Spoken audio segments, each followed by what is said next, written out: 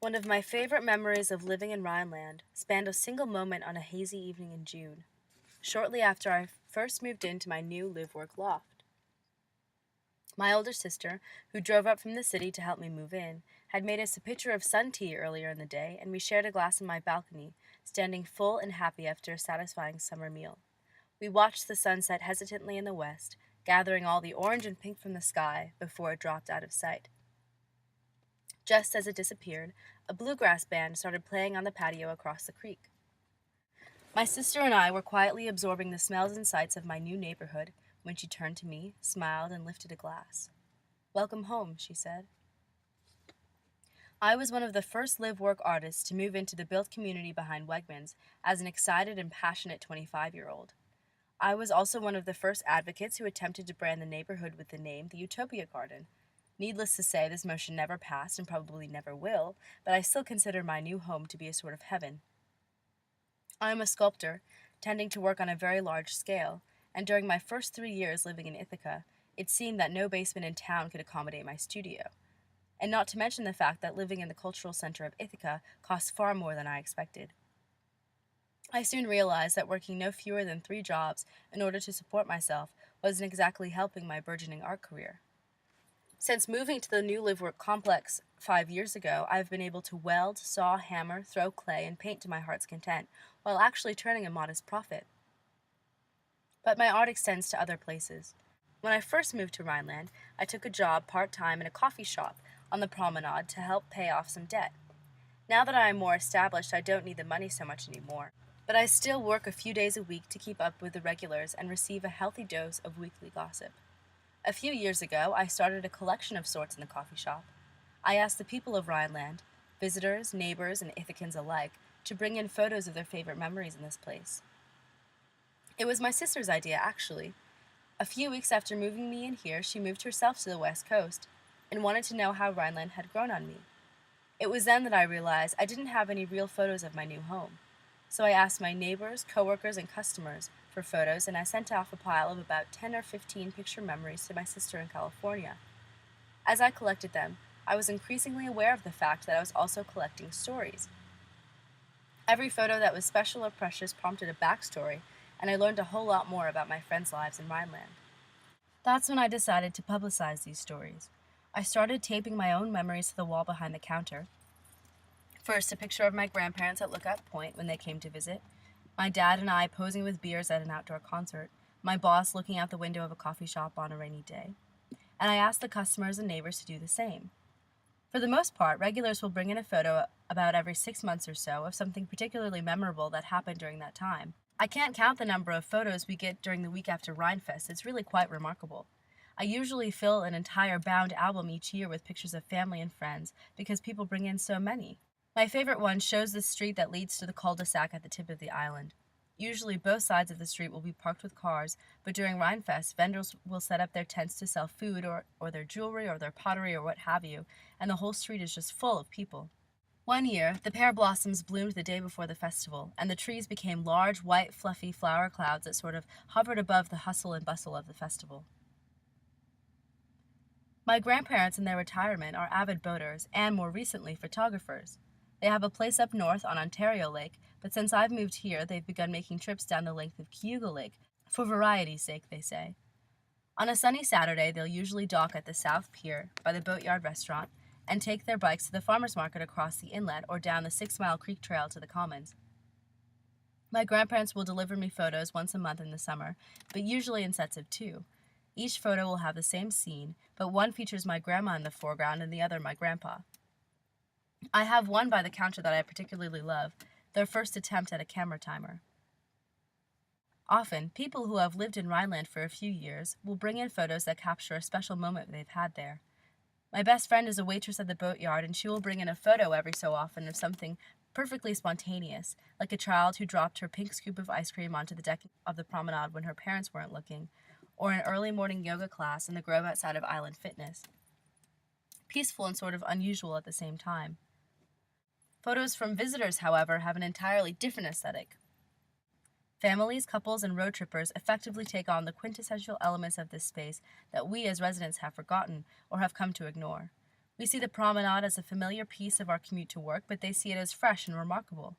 Those who wander across the footbridge and into Channel Park on the FCC, our local slang for the flood control channel, always praise the sociality of the space. It must be great to live near here, they say. They have a waterfront park right in their backyard. People who come here appreciate the waterfront trails and their cohesive intersections through the island. They remark on how easy it is to travel from the children's garden to the farmer's market over the Court Street pedestrian bridge. This, of course, we Rhinelanders know and appreciate, but it's always refreshing to be reminded by new eyes. The Ithaca city planner stopped in on a slow afternoon in February last year to tell a different sort of story about her experience in Rhineland. She approached the counter with a roll of maps under her arm and glanced up at the board of pictures. She smiled and asked if I had anything to do with them, and I explained how I was collecting memories of Rhineland. She gave me this curious smile which led to an embarrassed grin. She hesitantly asked if I would like to listen to a bit of the presentation that she had just finished at the Rhineland Museum, which contained old maps, images, and memories of the area. I excitedly agreed to sit down with her and poured her a cup of coffee as she spread out several drawings and images on one of the small round tables in the front of the shop. I was involved in this project just as it was becoming a reality, she said, so I know a lot about how this place became what it is. First off, you know where the name Rhineland came from, don't you? She said as she pulled out an old black and white picture. I nodded. Yes, one of my neighbors gives tours at the museum, and he's always willing to share information about the history of the place.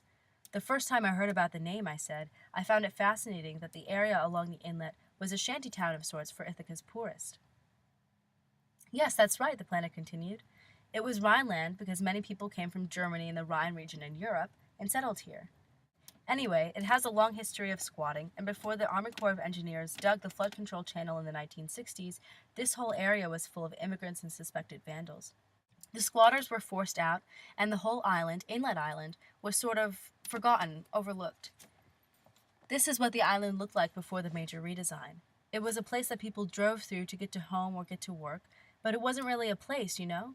Some people in Ithaca, including the last few city planners, saw potential in the waterfront, and others saw the potential for more affordable housing developments, so the city finally turned its attention here. So then this is the most recent plan of the island. She pulled out another, more colorful plan that covered the whole tabletop. This is Rhineland as you know it now, but when this town decided to build this place and re-envision it, they first had to deal with the high water table. All of these buildings on the island are zoned to be 3 to 5 stories high, and because of the high water table you see, the buildings here have to be placed on piles. And buildings on piles, if you know anything about construction, are incredibly expensive, unless they are 3 stories or higher. She looked up from the maps, taking a sip of her coffee. That's the only way it's economically feasible. In order to design Rhineland, we made a form-based code, which is a set of rules explaining how to construct the site.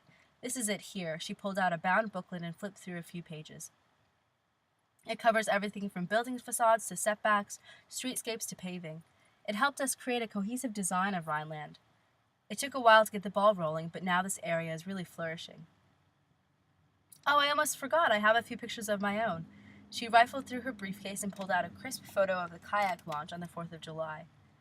The town loves a kayak launch, she gestured with her hands, just loves it, and so do I, to be honest. I don't paddle so much anymore, but about once a week during the summer, I walk across the bridge and watch people put in their kayaks from the opposite shore.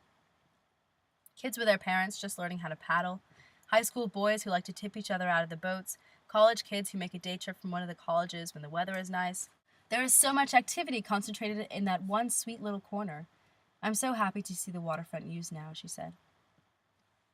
After chatting a while longer about the history of Rhineland and the politics surrounding its development, the city planner headed on her way and agreed to stop by again if she ever collected more photos. Once, a man from the co-housing community came in the shop with a shy smile. I've been living around here for a while, he said, but I finally decided on a few gems I'd like to share. He pulled out a photo from the middle of the pile. This one is the oldest here. It's me and my wife, just as we moved into our place in the co-housing unit. It's on our wedding day. My wife is still in her white dress here, as you can see. It had rained the whole morning and afternoon. We got married in May, and you never know about the weather in May. But just as we were leaving the reception and headed home, the sun came out and made this photo really beautiful. He looked up, grinning. We didn't have money for a honeymoon, so we just locked ourselves in our new house for a week and started our vegetable garden. We didn't tell anybody where we had gone. It was really a lovely week. This next one my wife took of me walking the dog the morning after the first snow of the year. Probably in December or November, I can't recall. It was before the kids were born, though. This is down by the Inlet. You know the place? It's a really pretty trail that goes to the woods there. Really pretty even in the snow.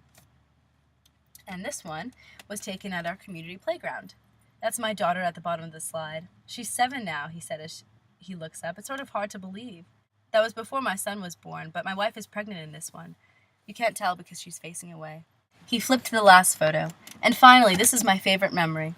This was taken in the springtime, just after our son was born, and as our daughter started walking by herself. It was the first time we really felt we could enjoy the farmer's market as a family, you know, really have fun. He laughed. My brother was visiting that weekend. He took this picture a few minutes after my daughter kicked his sandwich into the water. He was so upset. After a few years of collecting these photos, all the free space on 3 of the 4 walls in the shop are covered in memories. They have different flavors and colors, but every photo tells a different story of people in this place. I keep my favorite photo taped to the counter by the register. It's so stained and worn that you can barely make out the content, but it's me, standing on my balcony with my back to the orange sunset behind me. My hair is frizzed out from the humidity, but I'm smiling widely and holding up the glass of sun tea my sister made. She took that photo the day I moved in, the first evening in Rhineland.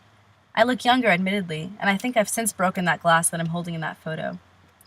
But that feeling of quiet happiness, that curiosity and anticipation, I know I will never forget. Long live Rhineland.